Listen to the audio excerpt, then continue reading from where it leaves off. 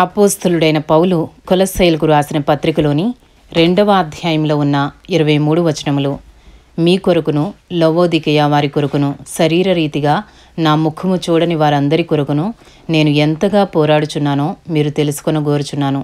వారు ప్రేమయందు అతుకబడి సంపూర్ణ గ్రహింపు యొక్క సకల ఐశ్వర్యము కలిగిన వారై దేవుని మర్మమై ఉన్న క్రీస్తును స్పష్టముగా తెలుసుకున్న వారై తమ హృదయములలో ఆదరణ పొందవలెనని వారందరి కొరకు పోరాడుచున్నాను. బుద్ధి జ్ఞానముల సర్వ సంపదలు ఆయన యందే గుప్తములై ఉన్నవి. ఎవడైనను చక్కని మాటల చేత మిమ్మును మోసపరచుకుండునట్లు ఈ సంగతిని చెప్పుచున్నాను. నేను శరీర విషయములో దూరముగా ఉన్నను, ఆత్మ విషయములో మీతో కూడా ఉండి మీ యోగ్యమైన ప్రవర్తనను క్రీస్తునందలి మీ స్థిర విశ్వాసమును చూచి ఆనందించుచున్నాను. కావున మీరు ప్రభువైన క్రీస్తు యేసును అంగీకరించిన విధముగా ఆయన యందు వేరుపారిన వారై ఇంటి వలె కట్టబడుచు, మీరు నేర్చుకునిన ప్రకారముగా విశ్వాసమందు స్థిరపరచబడుచు, కృతజ్ఞతాస్తుతులు చెల్లించుటయందు విస్తరించుచు ఆయన యందుండి నడుచుకునుడి. ఆయనను అనుసరింపక మనుషుల పారంపర్యాచారమును అనగా ఈ లోక సంబంధమైన మూల పాఠములను అనుసరించి మోసకరమైన నిరర్ధక తత్వజ్ఞానము చేత మిమ్మను చెరపట్టుకుని పోవు వాడెవడైనా ఉండునేమో అని జాగ్రత్తగా ఉండుడి. ఏలయనగా దేవత్వము యొక్క సర్వ పరిపూర్ణత శరీరముగా క్రీస్తునందు నివసించుచున్నది, మరియు ఆయన యందు మీరును సంపూర్ణులై ఉన్నారు. ఆయన సమస్త ప్రధానులకును అధికారులకును శిరస్సయ్యున్నాడు.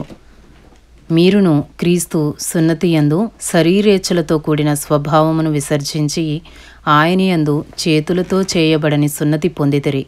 మీరు బాప్తిస్మమందు ఆయనతో కూడా పాతిపెట్టబడిన వారై ఆయనను మృతులలో నుండి లేపిన దేవుని ప్రభావమందు విశ్వసించుట ద్వారా ఆయనతో కూడా లేచితిరి.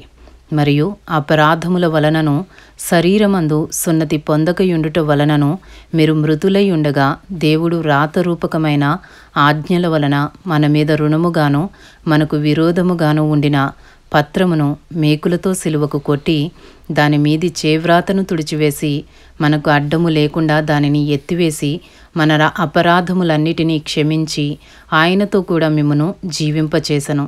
ఆయన ప్రధానులను అధికారులను నిరాయుధులనుగా చేసి సిలువ చేత జయోత్సవముతో వారిని పట్టి తెచ్చి బాహాటముగా వేడుకకు కనపరిచెను.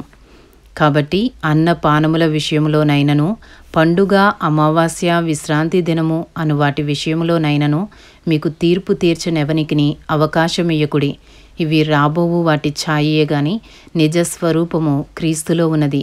అతి వినయాశక్తుడై దేవదూతారాధనయందు ఇచ్చ కలిగి తాను చూచిన వాటిని గూర్చి గొప్పగా చెప్పుకొనుచు తన శరీర సంబంధమైన మనస్సు వలన ఊరక ఉప్పొంగుచు శిరస్సును హత్తుకొనని వాడెవడును మీ బహుమానమును అపహరింపనీయకుడి.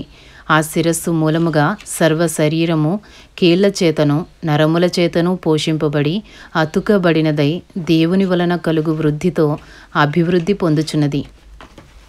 కొలస్సీయులకు రాసిన పత్రిక 2వ అధ్యాయము 20వ వచనము నుండి, మీరు క్రీస్తుతో కూడా లోకము యొక్క మూల పాఠముల విషయమై మృతి పొందిన వారైతే లోకములో బ్రతుకుచున్నట్టుగా మనుషుల ఆజ్ఞలను పద్ధతులను అనుసరించి చేత పట్టుకునవద్దు, రుచి చూడవద్దు, ముట్టవద్దు అను విధులకు మీరు లోబడనేలా అవన్నీయు వాడుకునుట చేత నశించిపోవను. అట్టివి స్వేచ్ఛారాధన విషయములోను, వినయ విషయములోను, దేహశిక్ష విషయములోను జ్ఞానరూపకమైనవని ఎంచబడుచున్నవే గాని శరీరేచ్ఛా నిగ్రహ విషయములో ఏమాత్రమును ఎన్నిక చేయదగినవి కావు. ఇంతటితో అపోస్తలుడైన పౌలు కొలస్సీయులకు రాసిన పత్రికలోని 2వ అధ్యాయంలో ఉన్న 23 వచనములు పూర్తి చేయబడినవి.